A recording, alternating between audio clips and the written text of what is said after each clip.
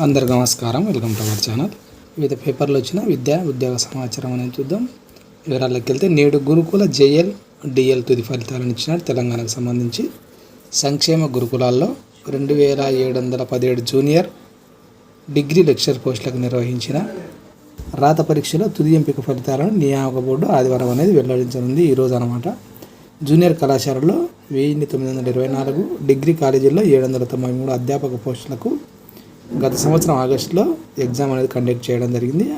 అందులో ప్రతిభ ఆధారంగా 1:2 నిష్పత్తిలో మెరిట్ జాబితాను ఈ నెల 2వ వారంలో బోర్డు విడుదల చేయడం అనేది జరిగింది. ఈ నెల 19, 20 తేదీల్లో ధృవపత్రాల పరిశీలన కూడా చేపట్టడం జరిగింది. ఆ వెంటనే డెమో తరగతి నిర్వహించింది. డెమో తరగతిలో అభ్యర్థులు సాధించిన మార్కుల ఆధారంగా తుది ఫలితాలను వెల్లడించనుంది. ఇంకా దివ్యాంగుల కేటగిరీలో అర్హత పొందిన విద్యార్థులకు 2 రోజుల్లో వైద్య పరీక్షలు చేసి ఫలితాలన్నింటి ప్రకటించాలని భావిస్తున్నట్లుగా తెలియజేస్తున్నారు. ఇక మరోసారి అర్హతల పరిశీలన ఇవ్వడం జరిగింది. డిగ్రీ జూనియర్ లెక్చరర్ పోస్టులకు 1:2 నిష్పత్తిలో ధృవీకరణ పత్రాల పరిశీలన, డెమో తరగతులకు హాజరైన విద్యార్థుల యొక్క విద్యార్హతలను గురుకుల నియామక బోర్డు మరోసారి పరిశీలిస్తుంది అనే విషయాన్ని ఇచ్చినాడు. ఈ మేరకు ప్రత్యేక బృందాలను ఏర్పాటు చేసింది.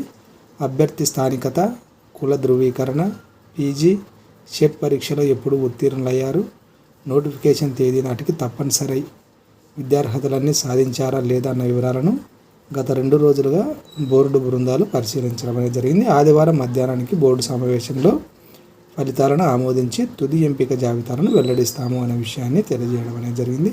ఇంకా గ్రూప్ 1 దరఖాస్తుల ప్రక్రియ షూర్ అని ఇవ్వడం జరిగింది. రాష్ట్రంలో 563 గ్రూప్ 1 ఉద్యోగాలకు దరఖాస్తులు మొదలైనాయి. ఈ నెల 23న ప్రారంభమైన ఈ ప్రక్రియ మార్చి 14తో ముగియనుంది అనే విషయాన్ని ఇచ్చినాడు. గతేడాది డిగ్రీ ఉత్తీర్ణులైన అభ్యర్థులు కొత్తగా ఓటీఆర్ నమోదు చేస్తుండగా ఇతర కోర్సులు ఉత్తీర్ణులైన అభ్యర్థులు తమ ఓటీఆర్ను అప్డేట్ చేసుకుంటున్నారు. వీటికి సంబంధించిన వెబ్ లింకును వెబ్సైట్లో స్పష్టంగా కనిపించేలా టీఎస్పీఎస్సీ పొందుపరచడం అనేది జరిగింది. 2022లో జారీ చేసిన గ్రూప్ 1 నోటిఫికేషన్కు 3.8 లక్షల మంది దరఖాస్తు చేయడం జరిగింది. తాజా నోటిఫికేషన్కు దరఖాస్తుల సంఖ్య 4.5 లక్షలు దాటే అవకాశం అనేది ఉంది అనే విషయాన్ని తెలియజేస్తున్నారు. అదేవిధంగా తెలంగాణకు సంబంధించి పాలిటెక్నిక్ లెక్చరర్స్ తుదికి విడుదల అని ఇచ్చినాడు. ప్రభుత్వ పాలిటెక్నిక్ కళాశాలల్లో లెక్చరర్ పోస్టుల భర్తీకి నిర్వహించిన కంప్యూటర్ ఆధారిత పరీక్ష తుదికీని టీఎస్పీఎస్సీ విడుదల చేసింది. తుదికి అభ్యర్థుల సమాధానాలను వెబ్సైట్లో పొందుపరిచినట్లు తెలిపింది. కీపై ఏవైనా అభ్యంతరాలు ఉంటే పరిగణలోకి తీసుకోబోమని స్పష్టం చేయడం అనేది జరిగింది. నెక్స్ట్, ఏఈఈ అభ్యర్థుల ఆందోళన, ఉద్యోగ నియామక పత్రాలు ఇవ్వాలని డిమాండ్ చేయడం అనేది జరిగింది. వివరాలు చూస్తే అసిస్టెంట్ ఎగ్జిక్యూటివ్ ఇంజనీర్ ఏఈఈ పోస్టులకు ఎంపికైన అభ్యర్థులు శనివారం గాంధీ భవన్లో ఆందోళన చేపట్టడం జరిగింది. హలో ఉద్యోగి చలో గాంధీ భవన్ పేరిట చేపట్టిన ఆందోళనలో రాష్ట్ర వ్యాప్తంగా ఉన్న అభ్యర్థులు తరలిరావడం జరిగింది. తెలంగాణ పబ్లిక్ సర్వీస్ కమిషన్ నిర్వహించిన ఏఈఈ పరీక్ష ఫలితాల్లో 1540 మంది అభ్యర్థులు ఎంపికయ్యారని, ఫలితాలు వెలువడి 6 నెలలు అవుతున్నా అధికారులు ధృవీకరణ పత్రాల పరిశీలన చేపట్టి పోస్టింగ్ ఇవ్వకుండా నిర్లక్ష్యం వహిస్తున్నారని తెలియజేస్తున్నారు. లోక్సభ ఎన్నికల కోడ్ రాకముందుకే నియామక ఉత్తర్వులు ఇవ్వాలని డిమాండ్ చేస్తున్నారు. ఈ సందర్భంగా పీసీసీ అధికార ప్రతినిధి భవానీ రెడ్డికి వినతి పత్రాన్ని కూడా అందజేయడం జరిగింది. సీఎం దృష్టి కూడా తీసుకెళ్తారని ఆమె హామీ ఇవ్వడం అనేది జరిగింది. అదేవిధంగా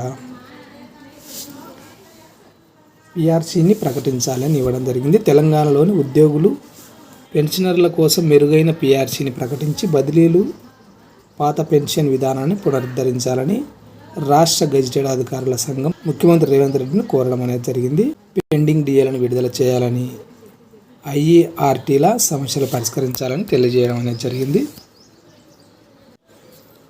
ఏపీకి సంబంధించి 10వ తరగతి పరీక్షలు హాజరయ్యే విద్యార్థులకు ఉచిత ప్రయాణం అని ఇచ్చినాడు. వచ్చే నెల 18వ తేదీ నుండి 30 వరకు జరిగే 10వ తరగతి పరీక్షలకు హాజరయ్యే విద్యార్థులకు ఆర్టీసీ బస్సుల్లో ఉచిత ప్రయాణానికి అనుమతిస్తూ ఆర్టీసీ యాజమాన్యం ఆదేశాలు జారీ చేయడం అనేది జరిగింది. ఇంటి నుంచి పరీక్షా కేంద్రానికి మళ్ళీ తిరిగి ఇంటికి చేరుకోవడానికి Palle Velugu, ultra Palle Velugu, city ordinary సర్వీసుల్లో ఉచితంగా అనుమతించాలని అన్ని జిల్లాల అధికారులకు ఆదేశాలు ఇవ్వడం జరిగింది. విద్యార్థులు హాల్ టికెట్ చూపిస్తే చాలని అందులో పేర్కొనడం జరిగింది. రాష్ట్ర వ్యాప్తంగా 3472 కేంద్రాల్లో 7.27 లక్షల మంది విద్యార్థులు పరీక్షకు హాజరు కాబోతున్నారనే విషయాన్ని ఇవ్వడం అనేది జరిగింది. అది ఫ్రెండ్స్ వివిధ విద్యా ఉద్యోగ సమాచారం. ఈ వీడియో మీకు ఉపయోగపడితే తప్పకుండా లైక్ చేయండి, మీ ఫ్రెండ్స్కి కూడా షేర్ చేయండి, ఎవరికైనా ఉపయోగపడుతుంది అనిపిస్తే. ఇలాంటి ఎడ్యుకేషన్ అప్డేట్స్ మిస్ కాకుండా ఉండడానికి ఛానల్ను సబ్స్క్రైబ్ చేసుకోండి. Thank you.